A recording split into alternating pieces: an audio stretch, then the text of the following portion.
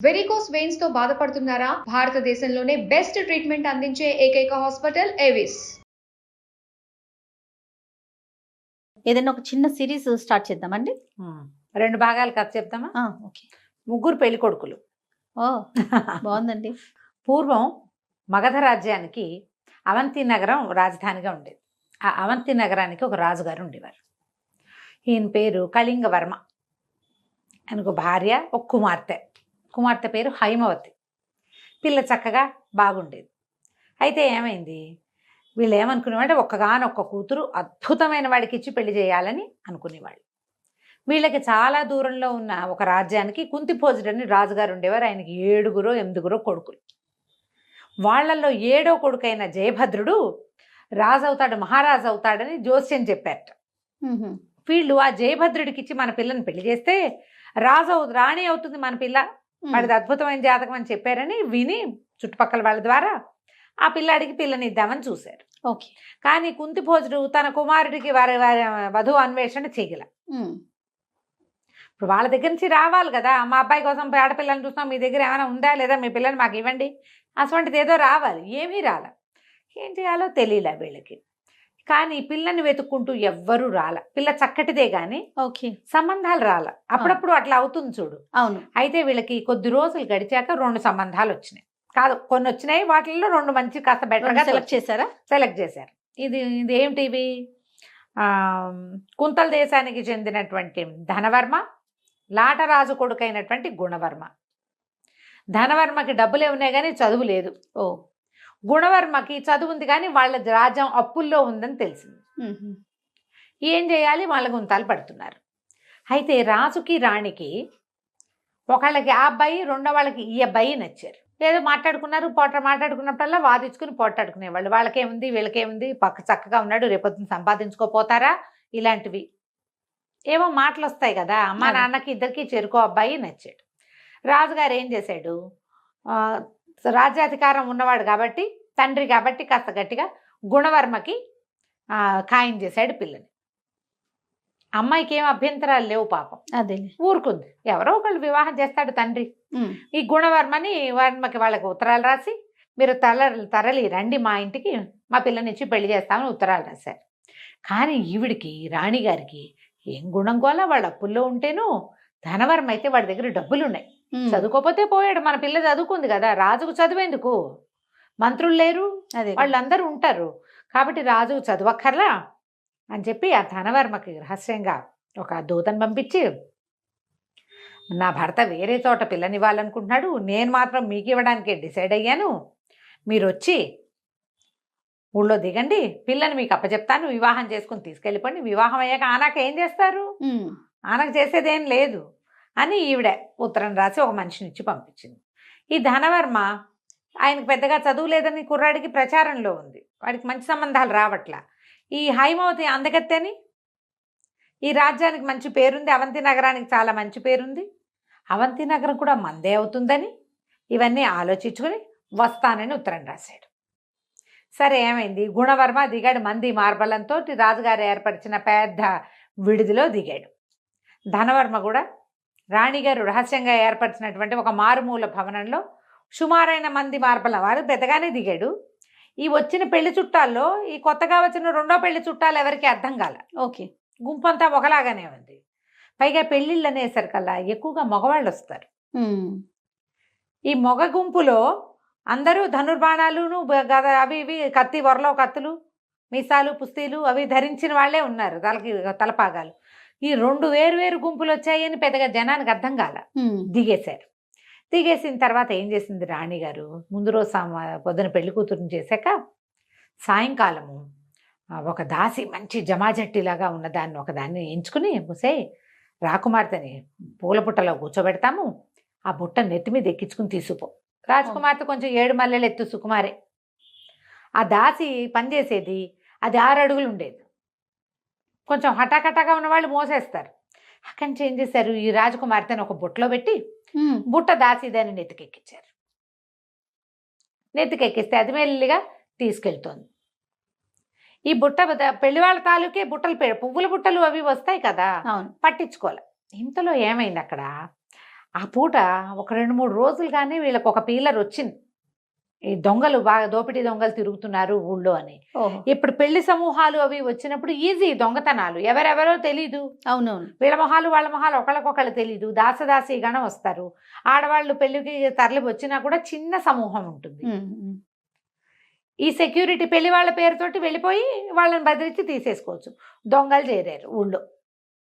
ఈ దాసి బుట్టలు పెట్టుకుని తీసుకెళ్తూ ఎక్కడైతే ధనవర్మ వాళ్ళు దిగి ఉన్నారో ఆ వైపుకి తీసుకెళ్ళటం మొదలుపెట్టి, ఓకే, ముందుకెళ్ళేసరికల్లా అక్కడ ఏదో చిన్న అగ్ని ప్రమాదం జరిగింది. ఆ రోడ్డులో తాటాకు పందిళ్ళేవో వేసున్నాయి. ఓ పందిరి అంటుకున్న సార్ అంతా హాహాకారాలు, గందరగోళం, అరుపులు, కేకలు, ఎవరెటు వెళ్తున్నారో అర్థం కాలేదు. ఇట్లాగే ఉంటుంది. అవును. పైగాను వీళ్ళు కొత్తగా ఆ ఊరికి వచ్చిన వాళ్ళు కదా, ఈ ధనవర్మ తాలూకు వాళ్ళు. ఇక్కడ పద్ధతులు ఏంటో తెలీదు, ఏ పక్కకైనా వెళ్తే ఏ సందులో మాయమైపోతామో తెలీదు, గుర్తు తెలియదు కదా. దాంతో కాళ్ళు పడదొక్కుంటూ వాళ్ళంతా హైరాన్గా తిరుగుతుంటే ఈ దాసి దానికి ఏం చేయాలో తెలియక బుట్ట అక్కడ దించేసి పరిగెత్తేసరికల్లా ఈ మొత్తం ఇది అగ్ని అంతా ఆరి కొంచెం కాస్త జనం సర్దుకునే సమయానికి నిజంగానే దొంగలు దిగారు. ఈ దొంగలు దిగి అటు ఇటు చూసి పెళ్లి వాళ్ళ ఇంట్లోకి చూరి, వీడు పెళ్లి వాళ్ళంతా బయటకు వచ్చి నుంచున్నారు, చాలా మంది, ఒకళ్ళు ఇద్దరు వెళ్తున్నారు. ఇవి లోపలికి వెళ్తున్న దొంగలు చూసి సైనికులు ఉంటున్నారు, వాళ్ళకి తెలియదు. లోపల నుంచి చాలా పట్టుకొచ్చేసారు. ఈ పందిరికి ఎడం వైపుగా పెట్టున్న ఈ బుట్ట చూసి ఏదో తినుబండారాలో పువ్వులో ఏవో ఉండుంటాయి. ఈ బుట్ట కూడా లేవ తీసుకుని గుర్రం మీద పెట్టు తీసుకుపోయారు. అంతే కదా, వెళ్ళిపోయింది. రాణిగారు ఏమనుకుంటోంది, తెల్లవారుజామున ధనవర్మతో అమ్మాయికి వివాహం అయిపోయింది అనుకుంటుంది. వీళ్ళు తెల్లవారుధామ దాకా చూసి పిల్ల రాలేదు, ఏం చేయాలి, ఇంత దూరం అనవసరంగా వచ్చామని ధూమ్ధామ్ అనుకుంటున్నాడు ధనవర్మ. రాజుగారేమో తెల్లారి మామూలుగా పెళ్ళి అవుతుంది అనుకున్నాడు. తెల్లవారు చూస్తే రాకుమార్తె కనపట్టలేదు. అంతా వెతికారు. భార్య ఏదైనా చేసిందని ఆయన అనుకోలే, వెతుక్కున్నారు. రాత్రి దొంగలు పడ్డారు, అదైంది ఇదైంది ఏవో మాట్లాడారు. ఇంతలో ఏమైంది, ధనవర్మ దగ్గర నుంచి ఓ ఇద్దరు దాసీలు వచ్చి వివాహం సుసంపన్నం కాలేదండి, ఎందుకంటే రాజకుమార్తె రాలేదు. ఈవిడ కంగారు పడింది. ఇప్పుడు ఏమైపోయింది, ఆ దాసిని పట్టుకున్నారు. అది ఇంటికి వెళ్ళిపోయింది, దాని దారిన దాసిని పట్టుకొచ్చేసరికల్లా నాకేం తెలుసండి, మీరు ఇచ్చిన బుట్ట నేను, అందులో రాజకుమార్తె ఉందని దానికి తెలియదు. బుట్ట నేను అక్కడ వెళ్ళిపోయాను, పెళ్లి వాళ్ళ ఇంటో దింపిరమ్మన్నారు, అక్కడేమో అగ్ని ప్రమాదము, ఇదంతా గందరగోళంగా ఉన్నారు. వాళ్ళకి పంపించాల్సిన బుట్ట వాకిట్లో ఉంటే వాళ్ళు లోపల పెట్టుకోరు, మరి పెట్టుకుంటారు, అందుకని నేను అక్కడ పెట్టేసి. ఏదో పిల్ల ఏమైపోయింది, అక్కడి నుంచి 5-6 సైనికుల్ని, ఒరే బాబు ఇట్లా బుట్టలో పెట్టాను రా, వెతకంటారా అంటే వెతికినా ఏం లేదు, ఎక్కడా లేదు. ఇక చేసేదేం లేదు. వీళ్ళు ఏం చేశారు, ఈ దొంగలు బుట్టలతో మొత్తం సామాన్లన్నీ పట్టుకెళ్ళిపోయారు. పెళ్లి వాళ్ళు లూటీ అయిపోయారు. ఇంత పని చేసావని ధనవర్మ పిచ్చి కోపంలో ఉన్నాడు. మెల్లిగా మాటలు అటు ఇటు మారి ఇక్కడ ఇంకో పెళ్లి కొడుకున్నాడని, పెళ్లి కొడుకు దగ్గరికే పిల్లని పంపారని ఇది తెలిసిపోయింది. ఈ రోడ్డు మీదకి వెళ్ళిపోయిన గుర్రాలు సామాను దొంగలు వీళ్ళని పట్టుకుపోయారు కదా, వాళ్ళు ఎక్కడో అడవిలోకి తీసుకెళ్ళి ఆ సామాన్లన్నీ పంచుకున్నారు. ఏమేమి ఉన్నాయి, అవి ఉన్నాయని. ఎప్పుడైతే ఈ బుట్ట గుర్రం మీద పెట్టారో దాన్ని పువ్వుల బుట్టగా నమ్మారు వాళ్ళు. ఓకే, లేదా తినుబండారాలు, అందులో పంచుకునేందుకు ఏముంది, ఆ బుట్టను వదిలేశారు. వీళ్ళంతా కూర్చుని పంచుకుంటుండగా ఇంతలో పులి గాండ్రింపు వినపడేసరికల్లా వీళ్ళు బెదర్లా దొంగలు. వాళ్ళు ఏమనుకున్నారంటే ఇంతమందిని చూస్తే పులి రాదు, ఎక్కడో గాండ్రిస్తుంది అంటారు. కానీ గాండ్రింపు విన్నవి ఈ గుర్రం ఒంటరిగా నిలబడింది. అది సామాన్లు కూడా ఉన్నాయి పైన. బెదిరి పరిగెత్తి ఎక్కడ పరిగెత్తుందో, ఎట పడితే అట్ట పరిగెత్తేసేసి ఎక్కడో తన మీద ఉన్న ఆ బుట్టని వదిలేసింది. అది ఆ బుట్ట కాస్త పడిపోయింది. పక్కకు పడంగానే ఈ అమ్మాయి లేచి కూర్చుంది అందులో ఇచ్చి. రాత్రి కొంత మటుకు వచ్చింది, అక్కడ మెలకుగానే ఉంది, తల్లి కూర్చోబెట్టింది. తెల్లవార్లు ఎక్కడికో వదిలే గుర్రం మీద ఇట్లా కదులుతుంటే నిద్ర రాదు, కూర్చుని నిద్రపోయింది. ఇప్పుడు మెలకు వచ్చింది, తల కింద టాప్మని తగిలేసరికి లేచి చూసుకుంటే నట్ట అడవిలో. ఏం చేయాలో తెలియలా. ఇంతలో ఏమైంది, ఈ పులి భయానికి పరిగెత్తింది కదా, ఆ పక్క నుంచి సడన్గా అడవంతా నిశ్శబ్దంగా అయిపోయింది. పులి వస్తోంది, బెదిరి బిక్క చచ్చి నుంచి. ఒక ఆటవికుడొకడు ఆ పక్క నుంచి వస్తూ, పులి కోసమే వస్తున్నాడో వాడు లేడి కోసం వస్తున్నాడో, 2 బాణాలు వేసి పులిని బెదిరించాడు. పులి కాస్త పారిపోయింది. అతని దగ్గరకు వచ్చి ఎవరమ్మాయి నువ్వు ఏమిటి అని అడిగాడు. అడిగితే అమ్మాయి బెబ్బా మమ్మే అంది. తనకి తెలీదు ఏం జరిగిందో. ఏదో పిల్ల ఏమో పెళ్లి కూతురు వేషం, నిన్న పొద్దున పెళ్లి కూతురుని చేశారు కదా, సరే రామ్మా మా ఇంటికి వెళ్దాం, రేపు పొద్దున్నే చూద్దు కానీ ఎక్కడికి వెళ్ళాలో చూద్దు కానీ అని ఆ పిల్లని వెంబడబెట్టు తీసుకెళ్ళాడు. ఈ ఆటవికుడి పెళ్ళాము మామూలుది కాదు, తాటకి అది. ఆ వెనకాల వచ్చిన పెళ్లి కూతురుని చూడగానే అవురవురా నువ్వు అడవికి వెళ్ళి నువ్వేదో తెస్తావనుకుంటే పెళ్లి కూతురిని వెంబడి పెట్టుకొచ్చావా? తిండి తిప్పలు ఏమైనా తెచ్చుకురావద్దు, నీకు లేదు కుందేలు లేదు, ఈ పిల్లని ఎక్కడి నుంచి తెచ్చావు, దీనికోసమే నువ్వు అడవిలోకి వెళ్ళావంటే కాదే అని వాడిని ఎత్తి మొత్తుకున్నా అది వినలా. తెల్లగా తెల్లారిపోయింది. వచ్చిన ఆ మొత్తం ఆటవికల కుటుంబాలన్నీ చేరేసరికల్లా వాళ్ళందరూ గట్టిగా మొగుడు పెళ్ళాన్ని కేకలేశారు. ఎవరమ్మా అంటే ఇదేం చెప్తుంది ఈ పిల్ల, నేను రాజుగారి అమ్మాయిని, ఎలా వచ్చానో నాకు కూడా తెలీదు అనేసరికి వీళ్ళంతా అన్నారు ఈ పిల్ల వల్ల తగాదా వచ్చింది, మర్యాదగా ఒప్పుకో అంటే కాదు నాకే వ్యామోహం లేదు, నాకు తెలీదు, నేను అక్కడ కనపడింది తీసుకొచ్చాను, పిల్ల అడవిలో అన్యాయం అయిపోతుందని తీసుకొచ్చానంటాడు వాడు. బావిలో దింపేయాలి పిల్లని పెట్టారు. అయ్యో బావిలో తోసేస్తాం అంతే. ఇంకా అయ్యో పాపం అంటున్నాడు ఇతను. నువ్వు అయ్యో పాపం అన్నా అంటే నువ్వు వ్యామోహంతో తెచ్చానని ఒప్పుకో అనేసరికి కాదన్నాడు. అయితే సరే పిల్లని నూతులో దోసేస్తే గొడవ వదిలిపోతుంది అని చెప్పి ఆ పెళ్లి కూతురుగా ఉన్న ఈ పిల్లని వెంబడ పెట్టుకుని అడవిలో ఒక పాడుబడిన నూతులో తోసేశారు. ఆటవికులు కదా, దేంతో గొడవ వస్తే దాన్ని దోసేయాలంతే మరి లెక్క.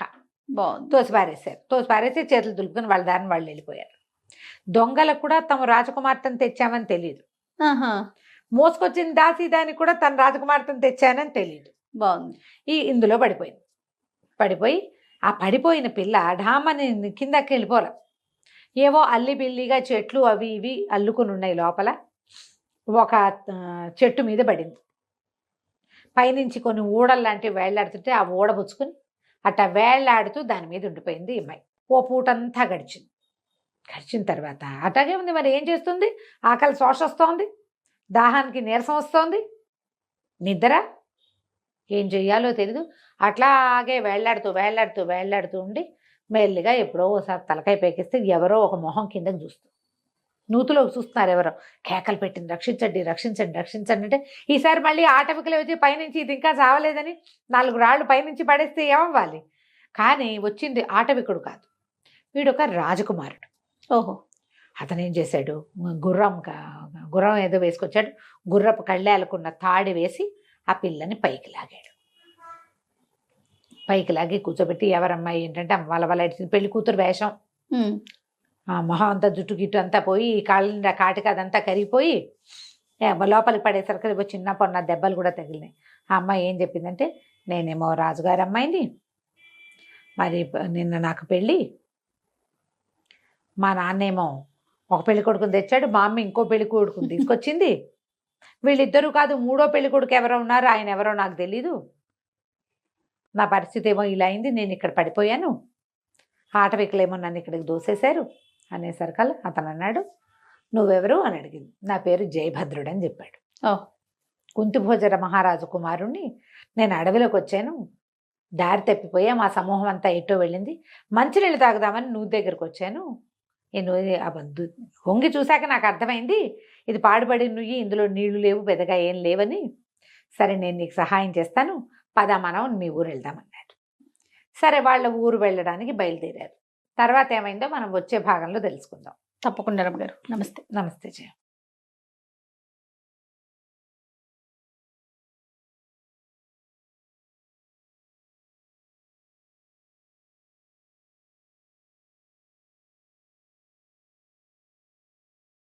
రమ్మ గారు, 3 పెళ్లి కొడుకులు సిరీస్ చెప్పుకుంటూ ఉన్నాం.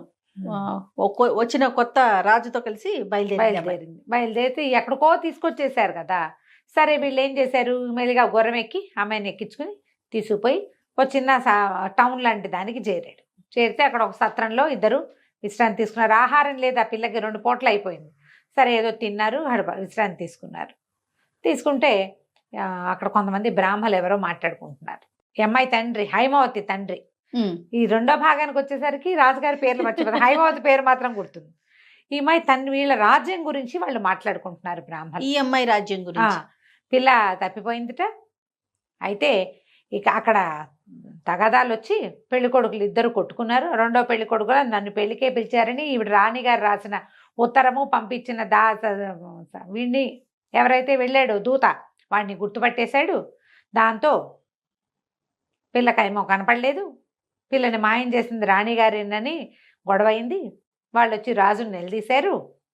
నిలదీసి ఇద్దరు ఏకమయ్యి మా ఇద్దరిలో ఎవరో ఒకళ్ళకి పిల్లనిచ్చి పెళ్లి చేస్తేనే నీ సంగతి కుదురుతుంది, లేకపోతే లేదని రాజుని రాణిని బంధించారు అని చెప్పుకుంటున్నారు.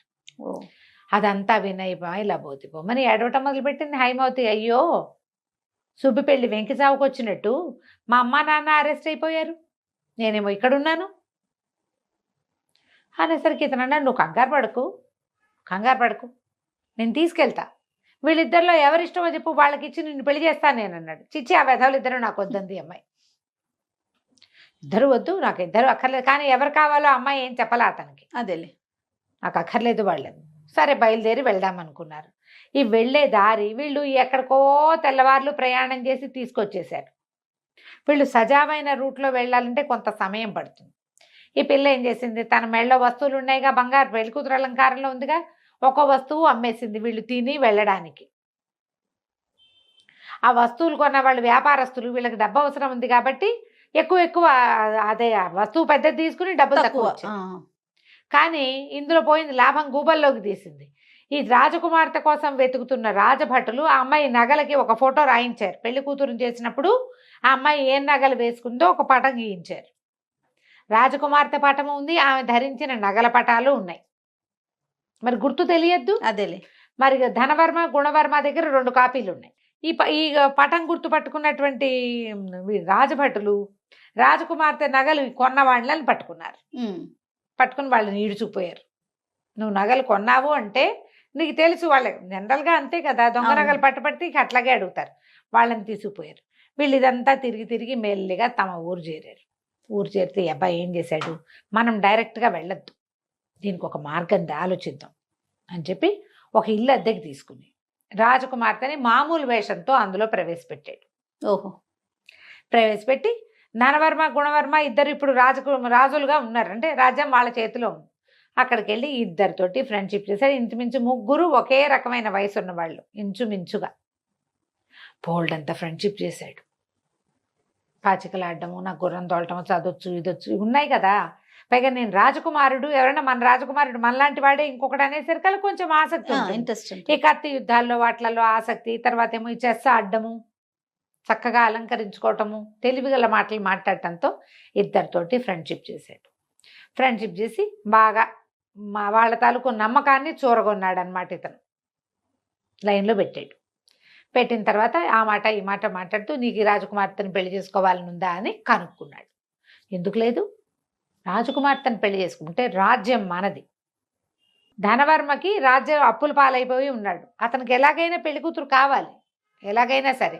రాజకుమార్తెను చేసుకుంటే ఏమవుతుంది, ఒక్కతే పిల్ల, రాజ్యం మందవుతుంది అంతేగా. పోనీ రేపొద్దున వాళ్ళకి ఒక కొడుకు పుట్టాడు అనుకో లేట్ వయసులో, అప్పుడు కూడా అర్ధరాజ్యం పిల్లకి ఇస్తారా, మనం మందే పెత్తనం.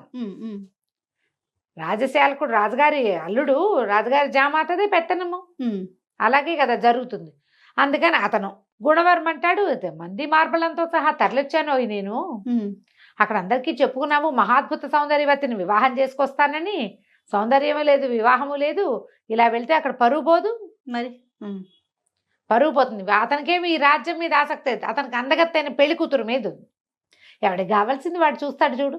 అక్కడి వీళ్ళిద్దరితో మాట్లాడి ఏమన్నాడంటే, నాకు 1000 రూపాయలు ఇస్తే గుణవర్మతో దగ్గరికి, గుణవర్మ దగ్గర డబ్బులు ఉన్నాయి కదా, ధనవర్మ దగ్గర డబ్బులు ఉన్నాయి చాలా. అతని దగ్గరికి వెళ్ళి ఏం చెప్పాడంటే, మీరు నాకు ఒక 2000 రూపాయలు ఇచ్చారంటే మీకు ఒక నిజం చెప్తా అనేసరికి, ఎంత కావాలని ఎంత ఇస్తాను, 1000 కాదు 2000 ఇస్తాను, నిజం చెప్పన్నాడు.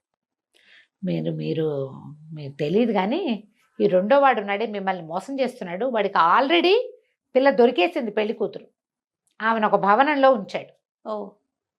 ఆవిడ ఒక భవనంలో ఉంది, మీ అడ్డు తీరిపోయాక ఆమెను పెళ్లి చేసుకుని రాజాన్ని కొట్టేస్తాడు అనేసరికి ఆయన గుళ్ళు మండిపోయింది. వాడికి అవురవురా ఇంత పని చేస్తాడా, 1000 కాదు 2000 ఇస్తా, ఆ రాజకుమార్తె ఎక్కడుందో చూపించు, నిరూపించాలిగా, ఊరికే అనకూడదు మనం, రాజకుమార్తె నిరూపించాలి.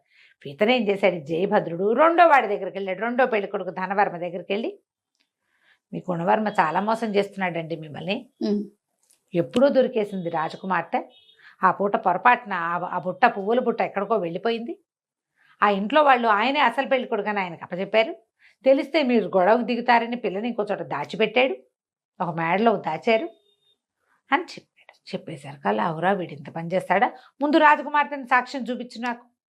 వీళ్ళిద్దరి దగ్గర చెరుకోపటము ఉంది. వీళ్ళు అమ్మాయిని చూడలా, ఫోటోవే చూశారు, ఫోటో కూడా కాదు చేత్తో గీసి చిత్రపటం.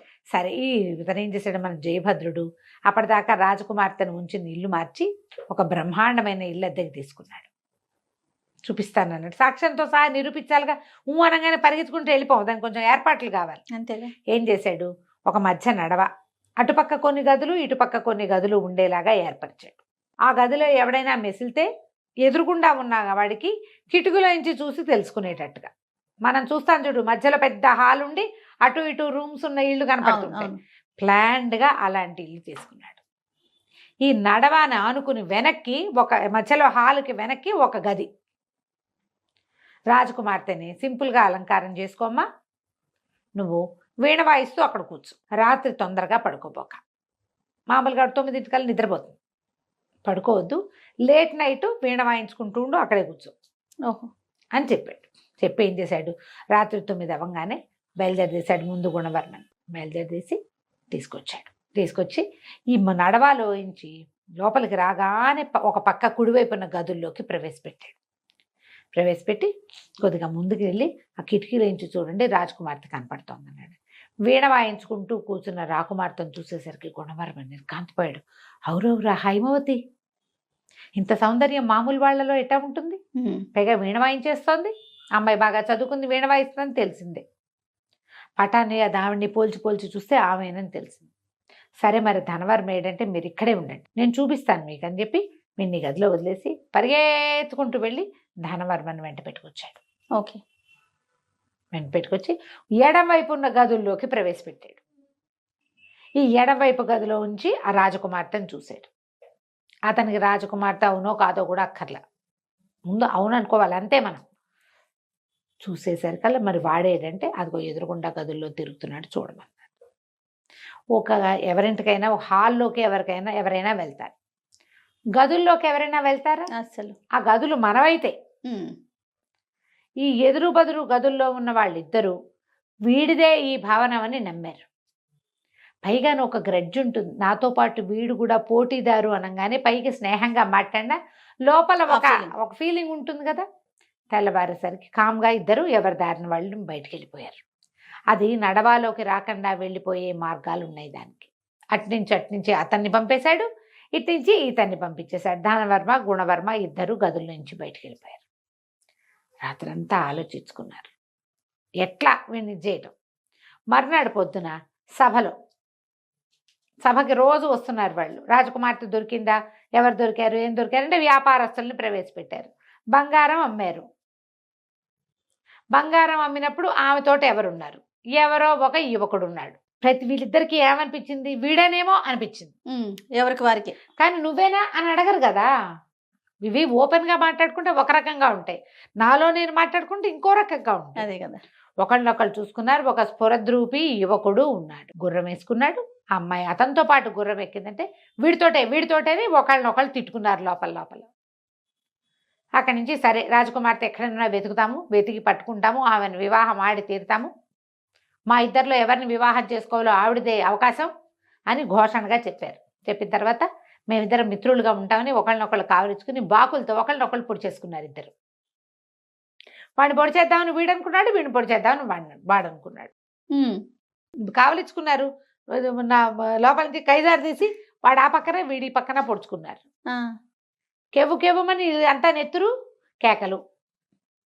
ఇంకేముంది, ఆ రాజభట్లు వాళ్ళు వీళ్ళు అధికారులు అందరు లేచి వచ్చి చూస్తారు కదా, ఇద్దరు కిడ్నీల దగ్గర పొడి చేసుకున్నారు, బతికే అవకాశం లేదు. అక్కడి నుంచి లవో దీపమని వాళ్ళ సైనికులు వీళ్ళ సైనికులు ఇదేమిటి ఇట్లా అయిందని ఈ స్పృహ లేని రాజకుమారులను మోసుకుపోయారు. ఇప్పుడు దెబ్బలు తగలంగానే ఈ ఊళ్ళో పెట్టి వీళ్ళకి ఏం చేయించకూడదు, వాళ్ళ నాన్నల దగ్గరికి తీసుకుపోవాలి. ఈ లోపల ఉంటే పోతారు, పోతారు, ఉంటే ఉంటారు, లేకపోతే లేదు, అంతే ఇంకా కదా. అంతే కదా. అక్కడి నుంచి రథాల మీద వేసుకుని వాళ్ళంతా గుంపంతా పోయారు బయట, మొత్తం అంతా వెళ్ళిపోయారు. మధ్యాహ్నం అయ్యేసరికి రాజ్యం ఖాళీ అయిపోయింది. మరి మరణించిన రాకుమారుని పెట్టుకుని వాళ్ళు ఏం చేస్తారు? ఎప్పుడైతే హెడ్ పోయాడో సైనికులకు ఇంకా దిశానిర్దేశం చేసేవాడు ఎవడు ఉండడు. ఎవరిష్టం వల్ల వెళ్ళిపోవటం, వెనక్కి వెళ్ళిపోవాలి వాళ్ళు. అదేలే. నీకు యుద్ధాల్లో కూడా అవునవును. రాజు ఎవరైతే సైన్యాధ్యక్షుడు ఉన్నాడో వాడు పడిపోయాడంటే సైన్యానికి ఫోకస్ పోతుంది. అవును. లొంగిపోతారు, వెంటనే లొంగిపోతారు. వాళ్ళ పద్ధతి అది, వాళ్ళకి అది నేర్పిస్తారు. వీళ్ళు ఏం చేశారు? పొలవమంటూ ఎవడు రాజకుమారిని వాళ్ళని రథాల మీద వేసుకుని ఎవడు గుంపు పడిది చిన్న గుంపు, వీడిది ఒక్క రవ్వ పెద్ద గుంపు, అంతే. 2 గుంపులు మధ్యాహ్నానికి ఖాళీ అయిపోయేసరికల్లా ఈ అమ్మాయిని రాజ్యసభలో ప్రవేశపెట్టాడు జయభద్రుడు. అందరూ ఆశ్చర్యపోయారు. వెంటనే అమ్మాయి వెళ్ళి ఆ సైనికులకి, సైన్యాధ్యక్షుడికి అందరికీ ఆర్డర్ చేసిన మామని నాన్నని విడిపించండి. సైన్యాధ్యక్షుడు పరిగెత్తుకుంటూ వెళ్ళాడు, మంత్రి గారు పరిగెత్తుకుంటూ వచ్చాడు. వాళ్ళిద్దరిని విడిపించి తీసుకొచ్చారు. తల్లి పిల్ల కావలించుకున్నారు. జనం అంతా ఆనందోద్రేకంతో, పోన్లే రాకుమార్తె తప్పిపోయింది, కొంపనిపోయింది అనుకున్నాం, వెనక్కి తిరిగి వచ్చింది. ఎలా వచ్చావు, ఏమిటి, ఎలా వచ్చావు అంటే జయభద్రుడి వల్ల వచ్చారు. ఓకే. వాళ్ళు ఆశ్చర్యపోయారు. తప్పిపోయిన పెళ్లి కొడుకు, 3 పెళ్లి కొడుకులను చూస్తే వాళ్ళిద్దరూ అలా పోతే ఈ అబ్బాయి తీసుకొచ్చాడే. అప్పుడు వీళ్ళకి రాజకుమారులు ఇద్దరు ఇలా అయ్యారు. మరి మీరు ఎవరికి కావాలంటే వాళ్ళకి వివాహం చేసుకోండి మీ అమ్మాయిని, ఆమెకు సహాయం చేయడానికి తీసుకొచ్చాను అన్నాడు. బాబు నీకే కాళ్ళగడికి కన్యాదానం చేస్తామన్నారు వాళ్ళు. ఈ అమ్మాయి ఏమో నేను నిన్ను పెళ్లి చేసుకుంటానంటే. సరే అందరూ ఒప్పుకున్నారు, వివాహం అయింది. ఇప్పుడు జాతకంలో ఏం చెప్పారు? రాజు అవుతాడు జయభద్రుడు. 7-8 కుమారుల్లో 7వ వాడైన రాజు ఎట్లా అవుతాడు? జామాత ఇక్కడ రాజు అయ్యాడు అతను. వాడికి రాజు అయ్యే లక్షణం ఉంటే వాడు ఎక్కడో రాజు అవుతాడని నమ్మారు వీళ్ళు. వీళ్ళ రాజ్యానికే రాజు అయ్యాడు అతను. హైమావతిని వివాహం చేసుకుని జయభద్రుడు ఈ రాజ్యానికే రాజు అయ్యాడు. దీనికే రాజై తర్వాత ఇంకా చుట్టుపక్కల దేశాలు చాలా జయించి ఎంతో పేరు తెచ్చుకున్నాడు. ఇలా పెళ్లి కొడుకుల్ని మార్చుకుని చాలా కాలం 3 పెళ్లి కొడుకులు వచ్చారు రాకుమార్తె, కానీ కథలుగా చెప్పుకుంటూ ఉండేవాళ్ళు. కథ కంచికి మనం